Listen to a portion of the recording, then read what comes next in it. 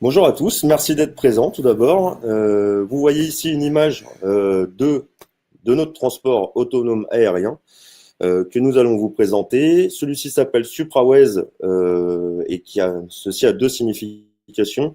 La première qui est facile à comprendre, qui est les voies d'au-dessus, et puis la deuxième qui est les supra, qui est la manière dont on nomme nos cabines, qui veut dire système urbain personnalisé, rapide, autonome et solaire. C'est une innovation qui est labellisée French Mobility et French Tech. Tout d'abord, un point de contexte. Vous le savez toutes et tous, les villes sont de plus en plus saturées. Déjà à l'heure actuelle, les prévisions disent que nous serons 9 milliards à l'horizon 2030 d'êtres humains sur Terre, et que dont 70% de citadins, alors qu'on est aujourd'hui 50% de citadins. Donc des problématiques qui vont augmenter qui va entraîner un agrandissement des villes. On bat d'ores et déjà des records de congestion et de pollution. Et la seule réponse qu'ont aujourd'hui les décideurs, c'est les transports publics en site propre. Le site propre, j'y reviendrai tout à l'heure, qui a des problématiques, qui a des avantages, notamment pour la vitesse de déplacement, mais qui a aussi beaucoup de problématiques en termes de conflits d'usage et de coupures urbaines. Ce que l'on propose, c'est de justement repenser tout ça et de vous proposer un transport en commun qui soit, alors, et c'est là où nous, ce qu'on dit, c'est qu'on vise 80% des gens qui utilisent encore la voiture, parce qu'on veut penser un transport en commun qui soit réellement désiré par les citoyens. Un petit rappel avant de commencer, le taux de couverture des transports urbains en France, c'est tout simplement les recettes commerciales sur les dépenses d'exploitation, qui sont aujourd'hui, ce ratio est égal à 18%, dit plus clairement, en clair, c'est 80% d'argent public pour financer l'exploitation des transports en commun urbains, en grande partie versé par la taxe de versement transport par les entreprises et par les impôts de tout un chacun. Je reviens sur la réponse actuelle en site propre. Un site propre, donc une voie dédiée pour les transports en commun. Ce qu'on appelle site propre, ça marche aussi bien pour une voie de bus que pour un tramway. Ça lui permet d'aller beaucoup plus vite et de transporter les gens beaucoup plus rapidement, mais on remarque tous des problèmes de conflit d'usage. On a tous eu à un moment donné une problématique pour traverser un carrefour, tout simplement entre les voies de bus, les voies de vélo, les feux rouges et verts piétons. On a tous connu ces problématiques-là, et c'est des choses qui vont aller en s'amplifiant dans les années à venir. Il y a une grande promesse qui arrive en ce moment, c'est le véhicule autonome. Nous, on s'interroge juste sur quelle est la panacée d'être dans un véhicule autonome au milieu de la congestion. Et puis après, il y a toutes les interrogations que tout le monde se pose sur les débats sur la responsabilité et puis pour le coût réel pour la ville, car on sait d'ores et déjà que la ville devra s'équiper d'équipements pour transporter l'ensemble, pour permettre à ces véhicules de prendre de la vitesse. Et puis dans une actualité très récente, on a par exemple PSA qui a annoncé il y a quelques semaines qu'il sera très difficile à court terme de mettre des véhicules autonomes en mode libre au milieu de la circulation par rapport à tous les aléas qu'ils peuvent rencontrer les passants, les autres voitures et tout cela. Nous, on va s'intéresser au système aérien. C'est une vieille idée. Elle a plus de 100 ans. On l'utilise à Wuppertal, notamment en Allemagne, à Paris, et puis plus récemment en Chine. On remarque une chose, c'est que ces systèmes-là ont permis de libérer le sol pour en faire autre chose, pour en faire des lieux de vie pour les citoyens. Mais ce qu'on a fait jusqu'à maintenant, en fait, on a tout simplement remonté des tramways ou des trains avec toutes les problématiques, notamment le modèle économique déficitaire qu'ils avaient au sol et qui est encore un peu plus déficitaire parce que ça demande de la maintenance en l'air. C'est là où on en arrive au concept SupraWays. La petite vidéo qu'on va vous passer maintenant, ce que je vous demanderai de remarquer en premier lieu, c'est pour vous donner une image de ce qu'est SupraWays inséré dans une agglomération. Pour le coup, dans l'agglomération de Saint-Quentin-en-Yvelines, qui est un de nos partenaires les plus importants et qui est un des territoires les plus avancés sur l'expérimentation de notre technologie. Ce que je vais vous demander de remarquer, c'est de regarder les stations en dérivation, qui est le principal principe de notre technologie.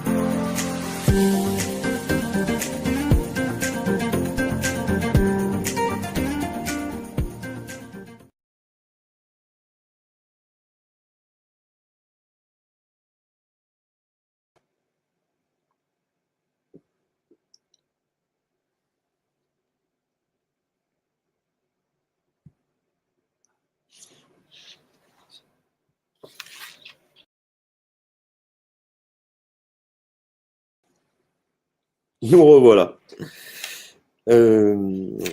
Pour résumer, alors vous avez vu des stations en dérivation, c'est le principal principe de notre solution. C'est la promesse, c'est qu'on va vous conduire d'une station d'origine à une station d'arrivée sans faire tous les arrêts intermédiaires et au sein d'un réseau de boucles interconnectées, donc sans correspondance.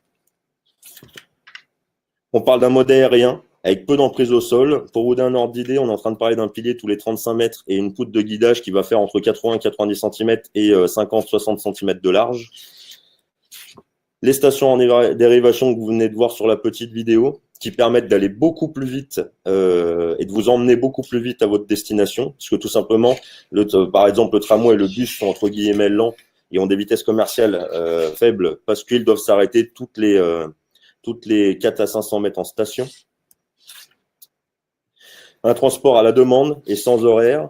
Et puis, c'est là où on récupère tout l'intérêt des véhicules autonomes. On va leur donner toute cette intelligence pour se déplacer sur ces nouvelles voies que l'on crée. Et puis, avec un management de la flotte qui supervisera l'ensemble de tout cela. L'exemple le plus simple pour comprendre ce management de flotte, c'est par exemple un match de foot qui se termine dans un stade à 23 heures. Et ben, les cabines seront emmenées en amont pour transporter toutes les personnes qui sortiront du stade. Et puis, on parle d'énergie propre avec des auvents solaires, l'ensemble de l'infrastructure recouverte d'auvents solaires et puis des véhicules électriques sur batterie. Si vous remarquez, là, dans ces 6 principes fondamentaux, on efface tout ce qui fait que les gens n'utilisent pas les transports en commun, les gens n'aiment pas les correspondances, n'aiment pas attendre et n'aiment pas les transports en commun parce qu'ils les considèrent généralement comme lents. Et avec ces 6 principes-là, on supprime ces freins à l'utilisation des transports en commun. Très concrètement, on est en train de parler de cabines de 7 à 9 places avec des trajets directs, donc très rapides, de l'ordre de 50 km/h en ville à 100 km/h en intercité. Ce qui veut dire tout simplement en fait qu'en intercité, on roulera à 130 km/h et on arrivera enfin à destination avec une vitesse moyenne de 100 km/h. De la même manière, en ville, on roulera à 80 km/h, on arrivera avec une vitesse moyenne finale de 50 km/h commerciale, là où les transports en commun classiques sont autour de 20 km/h. Une disponibilité 24 heures sur 24, 7 jours sur 7. On est en train de parler de véhicules autonomes sans chauffeur et un contrôle et paiement sans contact. Tout simplement, quand vous partirez dans une cabine, et pour que la cabine puisse partir de son quai, ça voudra dire que vous serez assis, attaché avec un type de transport. Sinon, elle ne partira pas, ce qui permet de tuer la fraude à l'amont. Pour vous donner un ordre d'idée, la fraude, c'est 1 million de pertes par an pour Île-de-France Mobilité, en Île-de-France. Et puis une accessibilité 100% PMR, personnes à mobilité réduite, qui sont aujourd'hui, entre guillemets, très mal lotis dans les transports en commun classiques. On leur offre une vraie place, donc à l'arrière, avec le même niveau de confort que n'importe quel usager. Des stations passagers complètement intégrées dans leur environnement. Là, vous avez une image de la station principale du démonstrateur qu'on est en train d'étudier à Saint-Quentin en Yvelines, donc qui est à côté de la gare RERC de Saint-Quentin, et donc qui est dans un milieu, on va dire, très urbain et très moderne, et donc qui a été designé de cette manière-là. Et vous remarquez en fait en dessous, elle est en aérien. Vous remarquez en dessous, on a travaillé très fortement l'intermodalité. Donc elle surplombe la gare routière. Elle est reliée avec une passerelle directement avec la gare de RERC. Et puis on y accole aussi des transports doux type vélo à proximité. Et puis, en dehors de toutes les heures de pointe, on parle d'un transport durable. Donc, il y a aussi le modèle économique. Pour rentabiliser l'infrastructure qu'on va construire, on va proposer de transporter des marchandises et des déchets dès que c'est possible, donc en dehors des heures de pointe et la nuit, pour rentabiliser cette infra. Pour vous donner un ordre d'idée, la logistique urbaine aujourd'hui est une très importante problématique. Et puis ça va aller en s'empirant avec ce qu'on peut appeler l'amazonisation de la société. On commande tous notre livre, on le veut le lendemain chez nous. Et donc le nombre de camionnettes augmente. Aujourd'hui, le camionnette, c'est 50% de la logistique urbaine, qui rajoute à la pollution et qui rajoute à la congestion. SupraWest se passe vraiment comme le chaînon manquant l'objectif, c'est pas de se placer dans les centres-villes. Vous le verrez tout à l'heure dans l'exemple que Valentin vous présentera. L'idée, c'est de se placer en périphérie et de ramener les gens très rapidement vers les transports dits lourds, donc les métros, les tramways, relier les aéroports, les gares. Et puis en même temps, parce qu'on crée cet espace en dessous de notre infrastructure, de permettre, autour de notre station, on va organiser la mobilité douce, alors donc avec des shuttles autonomes, des vélos partagés, et puis toute la nouvelle mobilité qui arrive, les trottinettes, les segways, toutes ces choses-là. Vous voyez ici une rue classique, une 2x2 voies avec des places de parking de chaque côté, ce qui est visible dans la majorité des villes de France et du monde.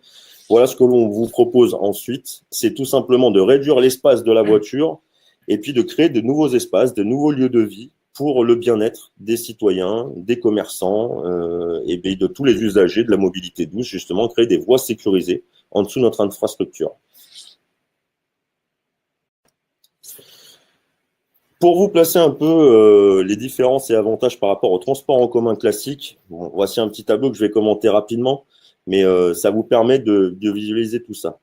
On est en train de parler d'un transport à la demande, un transport qui est sous forme de réseau, donc sans temps de correspondance, un transport qui est capable de prendre des courbes très faibles. Ça a notamment un intérêt en station et dans le dépôt, mais aussi pour s'insérer et coller au mieux aux routes existantes, parce que l'objectif, c'est d'être au maximum dans l'espace public et distant. Des vitesses moyennes qui sont très intéressantes par rapport au transport en commun, tout simplement parce qu'on ne s'arrête pas en station, comme les autres. Une disponibilité qui est 24 heures sur 24 par l'absence de chauffeur et par tous les aspects de véhicules autonomes de nos cabines. Des capacités intéressantes, parce que si vous mettez des cabines à quelques secondes d'intervalle les unes derrière les autres, vous obtenez des capacités qui sont supérieures à celles d'un tramway, par exemple. Donc, une durée de construction aussi qui est rapide. On est en train de parler d'une infrastructure complètement préfabriquée. Et l'objectif, ce sera de venir sur site, de créer les plots d'ancrage et de venir ensuite très rapidement monter l'infrastructure. Les chantiers qui durent plusieurs années, c'est entre guillemets fini. Une infrastructure aussi dont les coûts d'investissement sont intéressants. Donc là, vous avez une échelle importante entre 8 et 20 millions d'euros le kilomètre. Tout simplement parce qu'on est en train de parler d'une infrastructure qui peut être faite en simple voie, en double sens et en 2x2 voies. On est en train tout simplement de dire qu'on va créer des nouvelles routes au-dessus des routes existantes pour les véhicules, nos véhicules autonomes. Et puis des coûts d'exploitation qui sont aussi intéressants. Le chauffeur représente en moyenne en France 55% du coût total d'exploitation d'une ligne, des lignes de transport en commun. Ça va même jusqu'à 2/3 pour les lignes de bus. L'absence de chauffeur nous permet de réduire drastiquement ces coûts. Et puis surtout, et c'est là où c'est aussi un autre intérêt, la rapidité du système et le repositionnement en temps réel des cabines par rapport à la demande permet aussi de rentabiliser au maximum l'infrastructure et le parc, la flotte de véhicules. Les transports logistiques aussi que l'on peut intégrer. Et donc, on vise des taux de couverture qui sont largement moindres que les transports en commun classiques. Donc, le chiffre que je vous évoquais tout à l'heure de 20% de taux de couverture, on vise un taux largement supérieur. Et puis voire même une rentabilité, ce que je vais vous expliquer tout de suite sur le slide d'après. Donc, vous l'avez compris, on est plus rapide, aussi bien en urbain qu'en intercité. Les capacités sont intéressantes. Donc, le petit graphique que vous voyez là, en fait, c'est une capacité qui est calculée en fonction du nombre de secondes qui séparerait chacun des véhicules. Notre objectif, c'est d'arriver à 3 secondes dans un premier temps pour l'ouverture du premier démonstrateur. Quand on dit 3 secondes d'espacement entre chaque véhicule, un petit rappel, la réglementation française vous oblige aujourd'hui à être sur l'autoroute, à être à 2 secondes du véhicule qui vous précède. C'est les fameux 2 traits que l'on voit et qu'on nous demande de respecter sur l'autoroute. Et donc là, on est en train de parler d'une distance de 2 secondes de sécurité avec des êtres humains au volant à une vitesse de 130 km/h. Et finalement, ce que je vous évoque, c'est une vitesse de 3 secondes d'écart avec un ordinateur au volant qui réfléchit 1000 fois plus rapidement et des vitesses qui sont de l'ordre de 80 km/h. Et on voit qu'avec 3 secondes d'écart entre chaque véhicule, on a des capacités qui sont largement supérieures au tramway. Un coût total de possession qui est ultra compétitif. L'objectif, c'est en fait quand on conçoit un réseau, et ce que vous montrera tout à l'heure Valentin, un réseau à terme pour nous fait plusieurs dizaines de kilomètres. Il est composé généralement d'un tiers de 2 fois une voie en double sens et de 70% de sens unique, ce qui permet de réduire son coût. Et l'objectif, c'est d'atteindre un coût d'investissement de 10 millions d'euros le kilomètre à cette échelle. Et puis à côté de ça, on va rentabiliser l'infrastructure. Je l'ai évoqué tout à l'heure avec donc la logistique urbaine, mais on peut aussi transporter des déchets. Ça peut être aussi un outil marketing territorial. Et puis on imagine aussi plein d'autres services qu'on pourra évoquer si ça vous intéresse. Tout cela pour dire qu'on va viser une rentabilité de toute l'infrastructure que nous allons créer. Rentabilité qui sera dans tous les cas, même si on ne l'atteint pas, qui sera largement moindre que les transports en commun classiques, ce que je vous ai évoqué au tout début. Mais les études menées jusqu'à aujourd'hui sur les territoires nous laissent présager une rentabilité. Maintenant que je vous ai dit tout ça, pour vous donner une image de ce à quoi ressemblerait SupraWest sur un territoire, je laisse la parole à Valentin qui va vous expliquer notre logique d'implantation de réseau SupraWest et puis qui vous montrera un exemple sur l'Est lyonnais. Merci. Donc, bonjour à toutes et à tous. Alors, avant de commencer sur un cas pratique de l'Est lyonnais, je voulais juste vous représenter globalement le fonctionnement de la création d'une étude de type de transport et surtout d'une étude dans le cadre d'un réseau tel que SupraWest. En effet, on s'inscrit comme d'autres bureaux d'études dans le cadre de la planification des transports. Donc, quand nous arrivons sur un territoire, nous en analysons les défis urbanistiques, les défis de transport, les projets existants et les projets à venir afin de construire un réseau qui réponde exactement aux besoins du territoire et des habitants. Néanmoins, il y a certaines spécificités de notre moyen de transport, tels que le transport à la demande ou le fait qu'il n'y a pas d'un intermédiaire, qui nous ont obligés à construire des outils dédiés à l'analyse et à la modélisation des déplacements sur le territoire. Donc, c'est toute une partie de simulation dynamique qui nous permettent de dimensionner l'infrastructure en réponse aux besoins de transport et de déplacement. Ainsi, sur toute cette partie-là d'analyse, on met aussi en avant une expertise liée à l'insertion urbaine et paysagère de ce type d'infrastructure, puisque, étant en aérien, il va falloir construire des solutions pour pouvoir soit insérer les stations dans l'existant, soit arriver à construire une interface intéressante entre l'existant et ce nouveau moyen de transport. Enfin, bien évidemment, il y a toute une analyse à réaliser sur des nouveaux modèles économiques à créer, transport à la demande oblige, et une adéquation entre ce modèle économique et les besoins financiers du territoire et les capacités financières des usages. Ceci étant dit, avant de prendre le cas pratique, je voulais juste rappeler le fonctionnement théorique de la création d'un réseau sur SupraWest. Comme vous pouvez le voir sur cette carte-là, nous avons repris un archétype d'agglomération française. Alors, en l'occurrence, il s'agit de l'Ouest lyonnais que nous connaissons bien. Donc, comme vous pouvez le remarquer, on est sur une interface entre un centre urbain situé à l'est, donc le centre lyonnais, et une périphérie à l'ouest.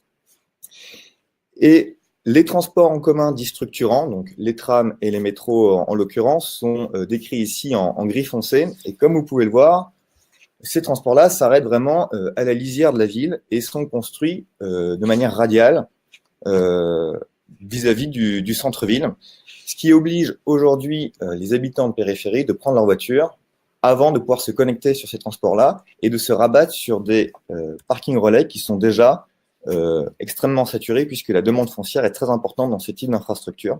Donc toute cette situation crée forcément un problème de congestion routière sur ces axes-là, donc une perte de temps et surtout une augmentation de la pollution atmosphérique et des nuisances sonores. Afin de... Petit problème, pardon, merci. Afin de répondre à cette problématique-là, une idée serait de créer donc un réseau SupraWest de la périphérie vers les portes de la ville, donc en l'occurrence les transports structurants et les parkings relais, afin de rabattre les véhicules qui partent de la périphérie vers un parking relais situé en amont, donc ce que vous voyez à l'ouest de la carte, donc à gauche sur la slide, qui permettrait ensuite de rabattre ces usagers vers des points d'intérêt, donc le métro ou le tram. Donc, cette situation-là nous permettra d'avoir une intermodalité forte entre le réseau SupraWays et le réseau de transport en commun existant, donc d'augmenter l'attractivité globale de ce réseau-là. Ensuite, étant donné la spécificité d'un réseau SupraWays, donc la capacité à interagir en boucle interconnectée, donc en réseau, on ne pense plus ici en linéaire, mais vraiment en boucle, il est possible d'avoir un maillage fin des communes ou des habitations qui sont situées en périphérie pour faire vraiment un rabattement efficace, essayer d'éviter au maximum l'utilisation des voitures particulières. Afin de répondre donc aux contraintes urbanistiques et aux routes qui sont forcément plus étroites en centre contraint, il est possible de mettre des boucles en simple sens, donc qui sont beaucoup moins preneuses de foncier et qui ont une capacité tout à fait intéressante aussi pour ces cas de figure-là. Et enfin, comme Maxime a pu vous le présenter, l'offre SupraWays agit sur deux pieds. Un pied passager, qui est quand même son fonds de commerce initial, mais un pied logistique, puisqu'il sera possible d'injecter dans le réseau des cabines qui pourront prendre des palettes donc, qui sont conformes aux règles européennes pour pouvoir faire du rabattement de logistique de la périphérie vers des hubs logistiques urbains. Puisque comme on le sait, la livraison, et notamment le dernier kilomètre, représente un coût faramineux pour les logisticiens. Les estimations disent que c'est environ 25% du coût qui est juste dédié à ce dernier kilomètre, puisque ça pose des questions de stationnement, des questions d'autorisation et des questions aussi de capacité, puisque là, on est vraiment sur des camions et on quitte les containers qui avant étaient sur la mer. Voilà, ceci étant dit, passons sur le cas de Lyon. Donc, nous n'allons pas reprendre ici un diagnostic complet du territoire, mais essayer de balayer globalement ce qui a pu être réalisé sur le cas de l'Est lyonnais. Donc, tout d'abord, une présentation globale de la métropole de Lyon, donc de ces 59 communes et 1,3 million d'habitants qui, comme vous le voyez, sont concentrés donc, dans le cœur de la ville, donc à Lyon même principalement, et enserrés donc, du périphérique urbain, de la rocade, comme cela peut être le cas à Bordeaux, par exemple, ou dans d'autres grandes métropoles en France. Donc, ça crée une situation d'enserrement pour la population et de congestion sur les grands axes. Puisqu'effectivement, ici, vous voyez les déplacements domicile-travail, donc qui sont des déplacements contraints, qui sont vraiment concentrés sur 2 heures, 2 heures et demie le matin, où les gens n'ont pas vraiment le choix de le réaliser ou non. C'est ce qui crée aujourd'hui des gros problèmes dans les entrées de ville, avec des goulots d'étranglement sur les axes routiers. Donc, comme on peut s'y attendre, beaucoup de déplacements concernent Lyon intramuros, des déplacements qui sortent et qui rentrent de Lyon, mais il ne faut pas oublier les déplacements en périphérie, donc de périphérie à périphérie, comme vous pouvez le voir avec la flèche rouge en bas à droite. Et c'est souvent ce type de déplacements qui sont oubliés par les politiques de transport en commun et les transports structurants, puisqu'on est sur des transports un peu plus diffus et l'opportunité économique de mettre un métro dans ce cadre-là est souvent contestable. Donc, par rapport à ce constat-là, si on s'intéresse uniquement à l'Est lyonnais, donc nous avons repris ici une carte où vous voyez en gris le réseau de transport en commun structurant tel qu'il est aujourd'hui, et nous vous avons mis quelques points de repère, donc la gare Pardieu au centre, et bien évidemment l'aéroport Saint-Exupéry à l'est, aéroport majeur donc du sud-est français, puisque en 2018, c'est près de 11 millions de passagers qui y transitent, et on estime une augmentation au moins de 40% dans les années à venir, d'autant plus que des grandes politiques d'urbanisation sont mises en place pour arriver à densifier ce territoire-là. On peut aussi ajouter que la SNCF est en train de vouloir créer une nouvelle gare qui existe, mais en tout cas la rendre plus attractive à Saint-Exupéry. Donc c'est un pôle multimodal majeur des années à venir. Donc il y a un grand défi de connexion avec le centre-ville pour rendre attractif le territoire. Donc, si on essaye juste de créer pour l'instant en vert une voie en double sens pour avoir de la capacité, et bien évidemment de ne pas rentrer dans le centre-ville, mais de connecter cette voie-là avec le réseau structurant, donc en l'occurrence un tram, donc le tram T5 que vous voyez en violet. On arriverait donc à des temps de trajet extrêmement courts, puisqu'on passerait d'environ 30-40 minutes en voiture en heure de pointe à 10 minutes en SupraWays. Ce qui est intéressant, puisque en voiture, on a une variabilité des temps de trajet qui est par moments assez difficile à tenir pour des gens qui doivent prendre l'avion puisqu'on doit arriver à un horaire précis. L'avantage avec SupraWays, c'est que comme c'est un transport qui est déconnecté de la congestion routière, le temps est absolu. En plus de ça, on pourrait imaginer donc un parking relais qui serait situé à proximité de l'infrastructure pour rabattre tous les flux qui viennent donc de l'Est lyonnais, donc que ce soit de Saint-Quentin-Fallavier, de Bourgoin-Jallieu et encore plus à l'Est s'il le faut, puisque c'est un canal extrêmement important de travailleurs qui empruntent chaque jour cet axe-là. En continuant, on peut rajouter, ce qui est tout l'intérêt de cette technologie, un certain nombre de boucles en simple sens pour avoir un maillage plus fin des communes et des habitations aux alentours.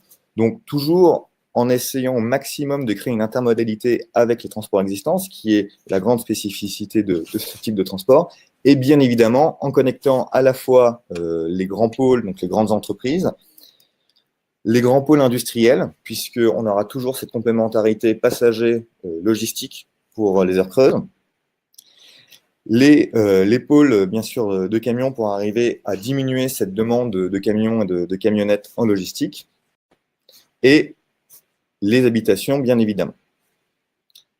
Si nous nous projetons dans 20 ans, 25 ans, et nous imaginons un réseau plus important, donc là, on est vraiment sur un linéaire largement plus important que présenté précédemment, mais toujours avec la même logique. Vous voyez en vert une sorte de squelette en fait du réseau, et en bleu le maillage fin qui permettra de faire des ajustements et d'arriver à avoir une meilleure capillarité du territoire. Et là, l'objectif, c'est donc de faire des grandes transversales qui permettent de faire de la périphérie vers le centre, mais aussi des axes qui permettent de faire périphérie à périphérie, ce qui est une des problématiques importantes. Donc toujours avec une stratégie de rabattement sur des parkings relais, une stratégie d'intermodalité et bien évidemment une stratégie de desserte fine des points d'intérêt du territoire. Voilà, une fois que nous vous avons présenté la construction d'un réseau et l'exemple de l'Est lyonnais, j'aimerais vous présenter les avantages que cela peut représenter sur le territoire. Donc ce sont des avantages qui sont communs avec beaucoup de transports en commun, mais qui sont plus forts sur certains d'entre eux. Notamment, une des grandes problématiques aujourd'hui qui s'offre aux villes, c'est l'amélioration de la qualité de l'air. On voit aujourd'hui de plus en plus de zones à faible émission ou une diminution drastique, des objectifs de diminution drastique de CO2, puisque ça a un coût à la fois pour la qualité de vie, mais aussi ça a un coût financier et c'est un coût sanitaire. L'avantage fort du Supraways, c'est donc d'être déconnecté de la congestion routière et d'offrir un risque d'accident zéro, vu qu'il n'y aura plus de conflit d'usage. Et bien évidemment, adossé à tout cela, il y aura des bénéfices pour le territoire avec une attractivité plus forte, liée soit à la valorisation du foncière, soit à la moindre utilisation des routes, et une meilleure qualité de vie, bien évidemment, puisque Supraways permettra aussi de connecter les territoires qui sont aujourd'hui proches en absolu, mais très très loin de manière relative, puisqu'il y a des grandes coupures urbaines, que ce soit des fleuves ou des montagnes qui coupent les territoires. Et pour l'usager, l'objectif est bien évidemment de produire des trajets qui sont plus courts, avec un transport rapide, plus fiable, puisque déconnecté de la congestion routière et sur un site propre intégral, plus productif et agréable, puisque nous n'avons pas besoin d'entasser des gens dans des véhicules. Toutes les personnes qui prendront place seront assises et attachées. Tout cela pour avoir une meilleure qualité de vie générale et arriver à avoir une attractivité globale du territoire augmentée. Je vous remercie. On passe la main. Merci de votre écoute. Nous sommes à votre disposition pour répondre à vos questions et puis à votre disposition aussi après cette présentation et plus tard dans les prochains jours pour répondre à toutes vos interrogations et discuter de tout cela. Merci beaucoup à tous les deux. C'était très clair. J'avais moi une question. On a parlé tout à l'heure du fait que c'était un mode de déplacement qui était rentable par opposition à tout ce qui existe actuellement. Est-ce que vous avez une idée du temps qu'il faut pour rentabiliser la construction de ce type des Supraways? Sans rentrer dans le détail des études que l'on a conduites là, comme cela, on a conduit plusieurs études économiques et d'implantation de notre système et économiques associées, notamment sur Saint-Quentin-en-Yvelines, qui est le territoire le plus avancé. Aujourd'hui, on estime qu'en année 3, on atteindra des taux de couverture qui sont de l'ordre de 80-90%. Là où on était tout à l'heure, je vous évoquais les transports en commun classiques de 20%. Et nous, l'objectif, c'est d'atteindre une rentabilité, donc infrastructure comprise, amortissement de cette infrastructure. L'objectif, c'est d'atteindre une rentabilité sur 30 ans. Et c'est là, une fois que j'ai dit ça, c'est important aussi de dire que tout ceci doit être étudié cas par cas, territoire par territoire. Et c'est grâce justement aux simulations et notamment dynamiques qu'évoquait tout à l'heure Valentin, qu'on va réussir à estimer la fréquentation, estimer donc la taille de l'infrastructure tout d'abord pour estimer son coût global, estimer la fréquentation pour estimer les revenus. Et c'est avec toutes ces études-là, qui sont des études poussées dans le cadre 51 c'est plus de 18 mois d'études, pour arriver à un résultat qu'on puisse présenter. Très bien, merci Maxime. Alors justement, par rapport à ces études, la question, c'était de se dire par quoi on commence. On est intéressé par effectivement potentiellement mettre en place des supraways sur son territoire. Quelles sont les études qu'on doit faire Est-ce que tu peux nous en dire un peu plus sur les premières étapes? Nous déjà, c'est que le bureau d'études qu'on a créé en interne, notre objectif, c'est d'être là à la première rencontre, on va dire. Aux premières fois, on va se serrer la main et de vous accompagner jusqu'au moment où on coupera le ruban de notre système. Et donc les premières études, alors après tout est pareil, on propose plusieurs tiroirs et tout ça se fait au cas par cas en fonction de la volonté et puis de l'envie et on va dire de ce que veut, comment veut le territoire, comment il veut qu'on avance, avec quelle rapidité. L'objectif, c'est donc dans un premier temps, nous ce qu'on propose très concrètement, c'est d'étudier le territoire, d'étudier ses problématiques, de proposer un réseau à l'échelle d'une zone de ce territoire-là avec une vision à 2030-2035, d'étudier donc avec les services et les élus de ce territoire-là des premiers maillons qui seraient intéressants. Donc nous, on va apporter toute notre compétence technique en disant ce premier maillon-là, il pourrait faire tant de passagers, il répond à telle problématique du territoire, et puis de phaser la construction de ce territoire. C'est ce qu'on n'a pas évoqué, c'est l'intérêt d'un réseau comme ce qu'on présente ici, c'est de pouvoir l'agrandir d'année en année et en rajoutant de l'infrastructure. Et donc, l'idée, c'est de faire cet accompagnement-là, un premier état des lieux, trouver les premiers maillons d'un réseau qui pourrait être intéressant de mettre en place, étudier finement son implantation, donc l'implantation des poteaux, la taille finale, les plans des stations, l'incorporation des stations dans le territoire, et d'y aller d'étape par étape. Ça a l'avantage, d'une part, déjà de nous, de prendre connaissance du territoire, de pouvoir donner notre vision de ce qu'est un réseau, de la co-construire avec les acteurs de ce territoire-là, et puis d'y aller étape par étape, progressivement. Et là, l'objectif, c'est donc là, dans les premiers cas, c'est de créer des sites pilotes, donc ces premiers maillons que j'évoquais, et les territoires avec lesquels on travaille aujourd'hui, on est en train de parler d'ouverture de ces premiers maillons entre 2023 et 2025. Merci beaucoup, Maxime. Alors, on a une question concernant la durée de vie du système et le rythme de maintenance. La durée de vie, nous, on calcule tout sur des modèles à 30 ans, là où donc avec un remplacement des cabines tous les 10 à 15 ans en fonction du besoin, une infrastructure basée sur une durée de vie de 30 ans, ce qui est largement supérieur à certains types de transports en commun traditionnels. Mais tout simplement parce que, en fait, et c'est là où il faudrait qu'on rentre un peu plus dans le détail, mais quand on parle d'infrastructure, l'infrastructure, en fait, que vous voyez, est construite de la manière la plus passive possible. On est juste en train de parler finalement de piliers et de poutres en métal. Toute la maintenance, et c'est là où j'arrive sur la maintenance, tous les sujets d'électronique, de besoin d'énergie et de d'aiguillage, toutes ces choses-là, sont compris en fait dans notre brevet, dans notre là où est vraiment basée l'innovation, donc dans ce qu'on appelle le système de mobilité, qui est le moteur de la cabine qui circule à l'intérieur de la poutre que vous voyez là, ce qui explique la poutre de 80 par 50 cm. Le moteur circule à l'intérieur. Ce moteur-là permet de faire l'aiguillage. Donc on parle plus d'aiguillage sur poutre. On parle d'un système de suspension intelligent et on parle d'une propulsion électrique. Et l'avantage, c'est de pouvoir faire toute cette maintenance-là en atelier. Alors, c'est aussi des études qu'on doit conduire, parce que toute la maintenance, tout dépend du nombre de véhicules et toutes ces choses-là. Mais tout est réfléchi pour que rien ne se fasse au niveau de la poutre, en aérien, que tout se fasse en atelier, ce qui est beaucoup plus simple et ce qui réduit drastiquement les coûts. Merci beaucoup. Peux-tu nous en dire un peu plus sur les systèmes d'accès à la cabine? Alors, attends, il y a une autre question peut-être.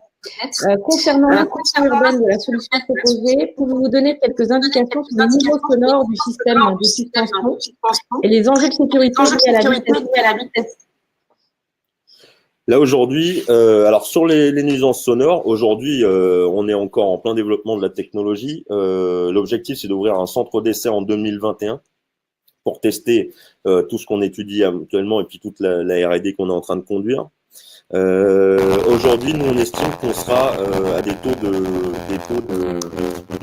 nuisance sonore de 45 décibels, ce qui équivaut en fait quasiment à 30% d'aucun tramway.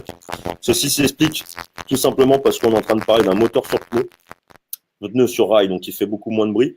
Je vous ai évoqué le moteur qui roule à l'intérieur de la poutre, ce qui permet de calfeutrer le bruit, et puis des moteurs électriques. Sur la deuxième partie de la question qui était… Les enjeux de sécurité liés à la vitesse de circulation. Les enjeux de sécurité, alors on discute d'ores et déjà avec le STRMTG, donc l'institution publique qui est en charge d'homologuer tous les systèmes guidés comme le nôtre, hein, comme les tramways, les télécabines ou les métros. Cet organisme donc, qui homologuera notre système dans les années à venir part du principe qu'elle peut nous considérer en site propre intégral. Site propre intégral, c'est ce qui équivaut aujourd'hui, la seule chose existante en site propre intégral, ce sont les métros, avec porte palière. Ce qui veut dire qu'en fait, tout simplement, à aucun moment, un usager ou un aléa peut venir rencontrer la route de ce système-là. Et pour nous considérer comme site propre intégral, il nous demande de nous placer à 6 mètres point bas, donc du bas de la cabine, 6 mètres du sol, tout simplement parce que les plus hauts gabarits routiers sont à 4,50 m et avec 1,50 m de large, ils nous considèrent comme site propre intégral. Et donc c'est là où on dit justement qu'on n'aura pas de problème sur le fait de rouler plus vite. En deuxième point sur cette question-là, c'est aussi pour ça qu'on décide de rouler un peu moins vite en ville. Tout à l'heure, je vous évoquais des vitesses de 130 km/h max en intercité, de 80 km/h max en ville. C'est vrai, on pourrait rouler à 130 km/h en ville, mais c'est une volonté de réduire la vitesse, de rouler de manière plus apaisée. Et d'ailleurs, sur les études d'implantation qu'on fait, on s'est réfléchi avec les acteurs locaux. Il y a par moment, on réduit la vitesse dans certains quartiers. On a le cas, par exemple, sur Saint-Quentin-les-Mines. À un moment donné, on passe dans une boucle habitée et d'entreprise. On réduit la vitesse pour justement favoriser son insertion et puis surtout pour ne pas choquer les gens qui pourraient avoir des cabines qui passent à très grande vitesse au-dessus de leur tête. Merci beaucoup.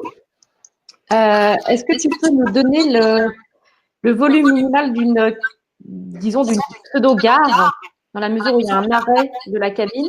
Combien de places il faut dédier pour à minima? Alors, c'est là où justement les simulations dynamiques nous permettent de dimensionner les gares. Et on va parler de gares avec différents types de quais. Il faut imaginer des gares qui sont pas simplement une sortie d'autoroute avec un seul arrêt. Il faut imaginer des gares avec la sortie et un système de râteaux et un différent nombre de quais, les uns à côté des autres.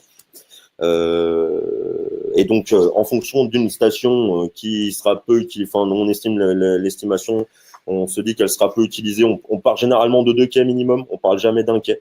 2 quais, ça a l'avantage que si on donné, s'il y a un problème sur un autre quai, eh ben, on est capable de toujours le système continue de tourner. Et c'est une recherche qu'on a de bout en bout. Je l'ai pas évoqué, mais c'est aussi pour ça qu'on parle de réseau et simplement de ligne. Par exemple, si à un moment donné, il y a un problème sur une boucle, eh ben, on est capable de dévier l'ensemble des autres cabines et d'emmener les gens à leur destination, quoi qu'il arrive. Et donc là, c'est la même manière, c'est la même logique sur les stations. On parle souvent de 2 quais minimum. Et puis après, on peut monter à plusieurs quais. L'avantage, c'est que on est en périphérie, là où le foncier est plus disponible. Et là, pour le coup, celle que je vous ai présentée tout à l'heure, c'est celle de Saint-Quentin-en-Yvelines. On est en train de parler de 2 fois 5 quais avec une station qui est capable d'envoyer plus de 5000 personnes par heure. Donc, on est vraiment sur de la grosse station. Elle est passée à côté d'une gare RERC. Et puis, pour répondre précisément à la question, là, je vais me tourner vers mon collègue, parce qu'il faut que je me rappelle de la station, de la taille de la station, mais on est de l'ordre, la plus petite station, elle doit faire 23 mètres sur 11 de mémoire. Une station de 2 quais. L'avantage des stations, et c'est là aussi on pourra en parler longtemps, l'avantage des stations, c'est que donc elles sont placées en aérien. La station, nous on l'imagine, alors comme beaucoup aujourd'hui, les stations doivent être des lieux de vie pour les usagers, pour les citoyens. Nous on veut en faire vraiment des points de rencontre et de vie pour les gens, aussi bien les usagers du transport que pour les gens ailleurs. Donc on imagine nos stations avec des bars, des services, justement le pick-up de colis en lien avec le transport logistique. Pourquoi pas des services publics ou parapublics. Enfin, voilà, et c'est aussi l'avantage, c'est qu'à un moment donné, quand on les place à la hauteur, comme j'évoquais tout à l'heure, donc à 6 mètres point bas, et ben soit on est au-dessus d'une route et les voitures peuvent continuer à circuler au-dessus, c'est aussi un avantage pour l'insertion. Mais soit on peut aussi imaginer un premier étage qui permet de créer tous ces lieux de vie que j'évoquais juste avant. Merci beaucoup pour la réponse. Le choix de faire des cabines de 7 à 9 places, quelle est la raison derrière ce nombre de personnes par cabine? Nombre de personnes, il a été réfléchi. On a fait une approche design thinking et puis design d'usage. On a réfléchi à donc les cabines de 7 personnes, c'est tout simplement pour pouvoir prendre d'une manière générale des groupes, si les groupes arrivent, ou des familles. Généralement, on est quand même, notamment en France, on a quand même rarement des familles qui excèdent 7 personnes. Et puis ça, c'est en fait le bon compromis entre sur le fait de pouvoir prendre les groupes et les familles, et le fait de ne pas faire un véhicule trop grand, parce que justement, si on fait un véhicule trop grand, on retombe dans les travers des transports en commun classiques, de faire tourner des véhicules en dehors des heures de pointe qui ne sont pas remplis. Donc c'est le bon compromis, puis c'est aussi un autre compromis technique entre le poids à supporter et le poids supporté, la puissance des moteurs et la taille de l'infrastructure. Et puis pour revenir pourquoi 7 et 9, tout simplement parce qu'il y a une cabine qui a 2 places à l'avant, 2 places derrière et 3 places ensuite. Donc en fait, il faut imaginer en clair un grand Renault Espace, et donc avec 3 sièges à l'arrière et 2 x 2 devant. Et puis la cabine 9 places, c'est quand on a besoin d'un peu plus de capacité. Notamment, on avait étudié, et cette cabine-là a été créée dans le cadre d'une étude qu'on a menée pour l'axe franco-luxembourgeois, donc entre Metz et Luxembourg. Là où il y a une demande un peu plus importante, et ben on fait 3 rangées de 3 sièges pour emmener un peu plus de personnes. Et après, la cabine, j'ai envie de te dire, ça, c'est un premier jet de cabine. Peut-être qu'à un moment donné, quand on fera des cabines en Inde ou en Amérique du Sud, on ne les fera pas de la même taille ou pas de la même manière. Il faut aussi que les cabines, et c'est aussi l'avantage d'un système comme le nôtre, c'est que les cabines s'adaptent au territoire dans lequel elles s'inscrivent. Très bien. Très bien. Merci pour cette réponse. Alors, on n'a pas d'autres questions dans le chat. Si vous devez poser une question, faites-le dès que possible. Merci beaucoup pour cette présentation très claire. Maxime, tu pourras reprendre contact avec les participants. C'est ce qu'on s'était dit. On va vous proposer que Maxime vous rappelle pour savoir comment vous avez perçu cette présentation. On est vraiment à votre disposition. Si vous avez d'autres questions qui vous viennent dans les heures qui viennent, dans les jours qui viennent, on est à votre disposition. Surtout qu'on vous envoie beaucoup d'infos en quelques minutes. Et puis c'est aussi frustrant pour nous parce qu'il y a plein de choses qu'on peut pas évoquer sur un temps court comme celui-ci.